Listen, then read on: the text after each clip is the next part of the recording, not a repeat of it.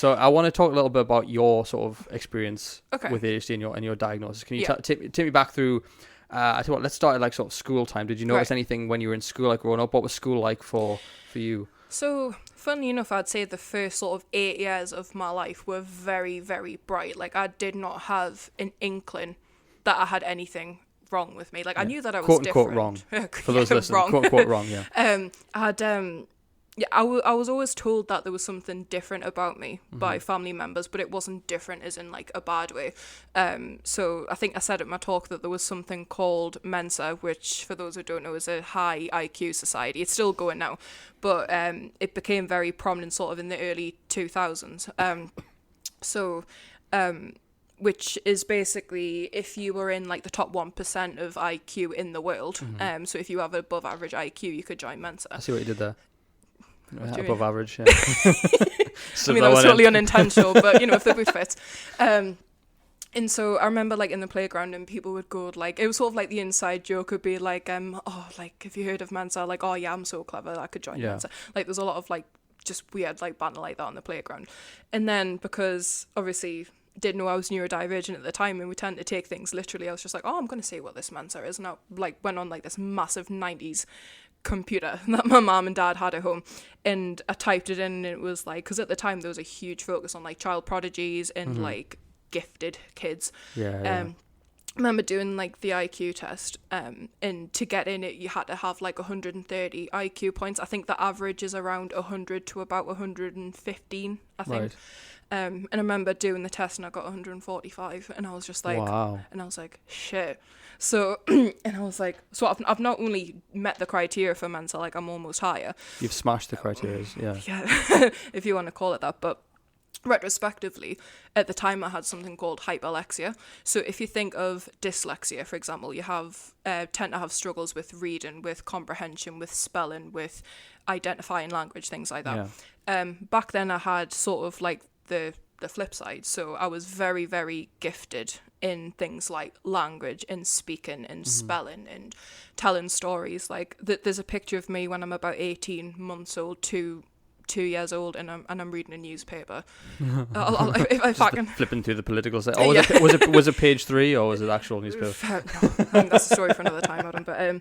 But no, this is in like what 1999. Yeah. I'm sure my age, yeah.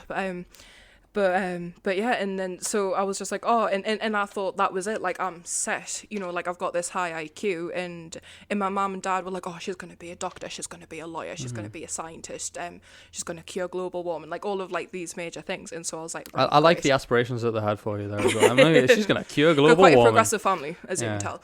And then so primary school like was pretty good, and then I got to secondary school. I want to say, I think I started noticing when I was about 14 or 15.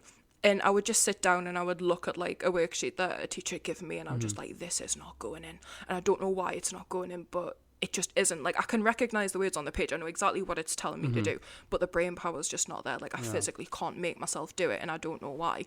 So for the longest time I was just like, oh, well, this is it. Like I'm lazy. Like I obviously don't give a shit about school. I obviously don't care about the work that I'm doing.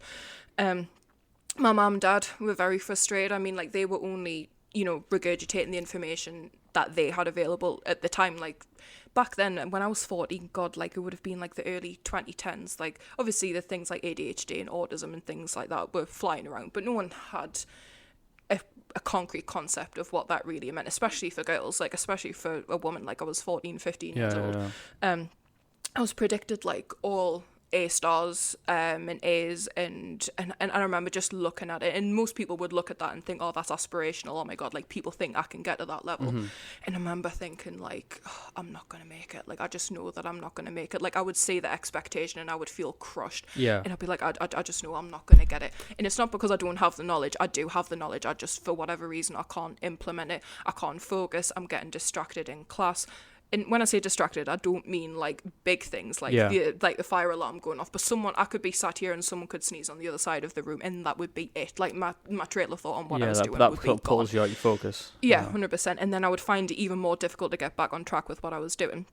Same with revision. I remember like people would come out with like their revision schedule and they would have like pretty cool highlighters and like all like fancy writing and have like sticky notes and stuff. And I'd be like, oh yeah, like that's cool. But like I genuinely thought everyone's faking this. Like everyone is faking it. Like how much revision they do. Surely because you know so funny as well. I never used highlighters or anything. I never like blocked things out. I didn't have post-it notes. I was literally like, I'm gonna read this and read this and read this and read this, Yes. and that's how it's gonna sink in, you know. But no, I never had highlighters as well, so I'm with you on that one. Fair enough. But honestly, I was doing absolutely zilch in terms of revision. I was, and the reason why is because I mean procrastination is a huge thing for someone with ADHD. I mean the average person struggles with it, let alone someone who can't maintain focus for a long period of time. Yeah. And so my mum and dad would be like, oh, so have you been doing much revising today? And I would lie through my back teeth about how much revision that I'd done. I mean, everyone does that to an extent. Yeah. And then I remember I actually did my GCSEs. And funnily enough, like my GCSEs were decent. So I got an A star, 4 A's, 3 B's and 2 C's. Yeah. And the average person, they'd be like, oh, like that's really good. And I remember looking at it and going, it's not all A's. My mum and dad are going to kill me. And so I remember bringing it home and my mom was pretty like, oh no, like you did your best. But my dad, because he had such high expectations for me and he knew the potential that I had, like I could just see in his face, like he just felt crushed. And that to me crushed me. And I was just like I don't know how I'm going to move forward with this. So it was hard. Like I remember going to GPs at the time and I was just like, no, you don't understand. I can't focus. I'm getting distracted. Like, oh, well, that happens with everyone. You know, like everyone gets distracted. I was like, yeah, people get distracted, but they can quite easily move their focus back to the thing that they were doing. Like, if I'm distracted, it will take me off on a completely different tangent that no one else would have thought to do. So, for example, like I remember there was one time I was trying to do some revision in the living room, and then my dad was doing some dishes, and you could like faintly hear it. Yeah. And I remember getting up and be like, "Oh, Dad, have I told you about the time that I washed dishes in my part-time job?" And like, "Oh yeah," and then it just sort of like developed from there, and it went on and on and on, and then I remember going like, "What the fuck was I just doing?" Like and it was hard, and things like ADHD weren't around back then. So well, they were, but no one had any idea what it was. Now, you said something in your speech about you asked everyone what they think of what they think of when they think of ADHD. Yeah. Now, what was that you everyone thought? Yeah.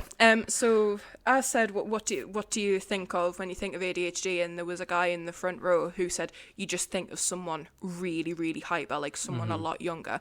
And I said, would it be fair to say that you would envision a 7-year-old boy? And he went, no, I think it would. And then everyone agreed. And I was like, when you think of ADHD, do you think of a 25-year-old woman? And he was like, no, definitely not. So if that's the idea that people have now, and we're living in quite a knowledgeable, quite progressive society, back then, people weren't going to have a clue. No. You know what I mean? Yeah. So where do people get it wrong, do you think, when people think ADHD? Is it just the fact that there's a misconception around what it actually is? Are people just not educated on it? Is it not portrayed very well in sort of media and films and TV? Like, where do you think it is that people go wrong with ADHD? I think it's a bit of everything, really. So big misconception. So that boys only have it and that guys only have it, and the difference between men and women with ADHD is that men tend, in my experience anyway, men tend to process things outwards, like they're a lot more action orientated. Yeah. So when they're having symptoms like unable to focus, or they're feeling hyper, or struggling to stay still, or stay on task, that is a lot more obvious because they're jumping out of their seat and they're walking around and being a little bit disruptive in class. Women, in my experience, internalize things like they process things internally. So if a woman's struggling to focus, or like the feeling quite hyperactive, that's not going to show. And women, I've found, tend to have more mental hyperactivity than they do physical hyperactivity. Like if I could rename ADHD tomorrow, I would, because it stands for attention deficit hyperactivity disorder. Hyperactivity is a key word there, because when you think hyper, you think physically hyper. There's mental hyperactivity, like that's a huge thing as well. And attention deficit doesn't sum up what it actually is. Like, because you look at it and you think like, oh, I can't pay attention in the hyper. It is so much more than that, because we don't have a deficit of attention, we have a dysregulation of attention. Because if we had a deficit of attention, we wouldn't be able to focus on anything. Yeah. But we can. It's a very black and white. We either cannot focus to save our life, or we're hyper focus on something. Yeah. So hyper focus in a sense is very powerful, is a great thing, because if you're researching something that you're passionate about, or you're in a job that you really like you can like put full power into that you can go full steam ahead with your focus. But if it's something fairly minor, like chores, or remembering to do something, or keeping a budget, or keeping a to-do list of things that you need, it's a lot harder. And I think the main thing that people get wrong is that we're just being lazy, or like we just can't do it, and like that is like the total opposite. Like, I've not met a single person with ADHD that doesn't try it, and the thing is, like, we do try, but it's what looks like trying to us doesn't like trying to everyone else. So I'll give you a perfect example. Okay. So say if we had like a hot stove on the table right now. I mean, you probably think, where the hell's that stove come from? Dangerous. But there is one. There's a hot plate downstairs. I can go get it if it's there. well, in the interest of safety, we won't. But so if I said to you, right, Adam, I want you to put your hand down on that hot stove, right? Right. What's your brain gonna do? No, because I'm gonna get a burnt hand. Yeah. Right. Your brain is gonna physically stop you. But if I go, oh well, it's simply easy. You just pick up your hand, you put it down. You've got the motor skills to do it. Physically, you can put your hand down. What's the problem? Right. Yeah, your brain stops you from doing it, right? There's a mechanism in your brain that stops you from doing it. Yeah, because it knows you're going to get hurt, right? Yeah. People with ADHD, right, that is what happens in their brain when they know they should do something. There's something in their brain that stops them from doing it. Because a lot of people think, well, why can't you just do it? Like, you can motivate yourself to do it, which is quite a problem if you're in the motivational space, if you're in the self-help space, because we talk a lot about motivation and like, oh, just do it, or we talk about discipline, like, just do it. But that is assuming that the person is like has the ability in the brain to motivate themselves. Yeah, it's quote unquote normal, has a normal. Yeah. Whereas I remembered like even now, like I can say like a massive pile of washing or a pile of dishes, and in my brain I was like, oh yes, I know I should do this, but as soon as I go to do it, there's something in my brain that goes, nah. Like, brain stops it from doing it. If you put me in front of a Lord of the Rings book or something like that, it is like there's something in my brain. Like, my brain doesn't have like the bicycle brakes to stop myself from doing it. So. What I was going to say was, it's very common that you find that people with autism or something like ADHD gravitate towards a lot of nerdy, but nerdy complex. Like, like obviously, if I asked you about Lord of the Rings, you would literally tell me so much lore until my ears started bleeding, right? But it's that in itself is an incredible skill that most people don't have. But that's not really, rewarded so much. It's kind of looked at a bit strange. But if you could take, like, a lot of people say, I wish I could just take all this knowledge in, right, about something that they really care about. People with ADHD fucking spawn. I've met a lot of people who and I don't know why off topic, but they do a very sort of nasally, sort of like this kind of voice. I don't know where that comes. I really don't know where that comes from. Or American as well. I don't know whether it's just because a lot of nerdy stuff is American these days. I don't know where that comes from, but they do tend to know a lot. Like, obviously I know a lot. You ask me about Star Wars, shit, my voice will change. I'll go nerdy voice. I will tell you everything about I watched a video. There's a great guy on YouTube called Star Wars Theory, right? Amazing channel if you love Star Wars, right? People instantly just turn this podcast off on now. Fuck this, going to. It's now a bad time to say I've never seen Star Wars. Well, we'll talk about that afterwards. Have fun getting the bus home. But he was basically talking about the video I watched was like what Darth Vader's suit actually was like, and I remember all that shit. I'm not ADHD, but I was like, I fucking love this thing. And it's like, if you could imagine if we could take the people with ADHD who had like a specific interest in something, like they would make amazing, like if you were a doctor or something, right, with ADHD. I don't know whether that's a good thing. I don't know how that should work. I'm just speculating. But if you knew everything about how everything worked and you could meticulously plan out because that was your thing, like, that would be incredible, wouldn't it? Like, do you know what I mean? Was that going to work that way? And the reason for that is, I mean, like you've talked about this before, dopamine is a huge thing. Because when I say we don't have a deficit, we have a dysregulation. Dopamine feeds into that. So a neurotypical person they get a little dopamine hit after they complete a task. So even if it's something simple like washing the dishes, getting that assignment done, whatever it is, a neurotypical person is motivated to do that because they know they get a dopamine hit at the end of it. We don't. ADHD people do not get. Our dopamine levels work very differently. However, if you look at an ADHD brain, the dopamine spikes way higher than what a neurotypical brain can spike in dopamine when they talk about a special interest or something that they're hyperfixated on. So that is why ADHD people, when it comes to talking, like what you just said, is very hit or miss. Because if you ask me to, recite, I don't know, a shopping list or some really detailed information, financial information, like I often have to do at work, I'm just like, mate, like this is not going in. Like it doesn't matter how many times I read that, it's not going in. Ask me about Game of Thrones. Oh my God, right, okay, so this person does this. In the books this happens. In George R. R. Martin did this. And it's because like the dopamine levels aren't leveling out. Like we respond to stimuli very differently, and so the dopamine levels in our brain respond to stimuli differently.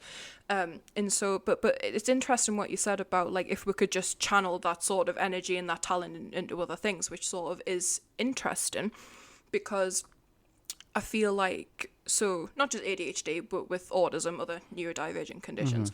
Sorry, I'm sorry. When you say neurodivergent, what fits into that for someone that doesn't know what it is? Okay, so neurodivergent. So a neurodivergent brain is any brain that doesn't work the normal way, like the way that we see everyone's society, like the brain type that society tends to favor, right? Okay. So neurodivergent can include things like ADHD, autism, dyslexia, dyspraxia, Tourette's, OCD, sensory processing disorder.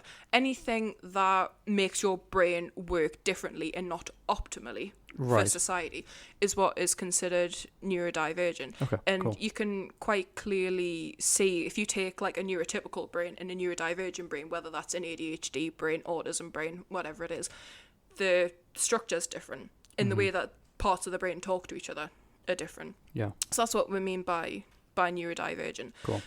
Just to clarify that for everyone.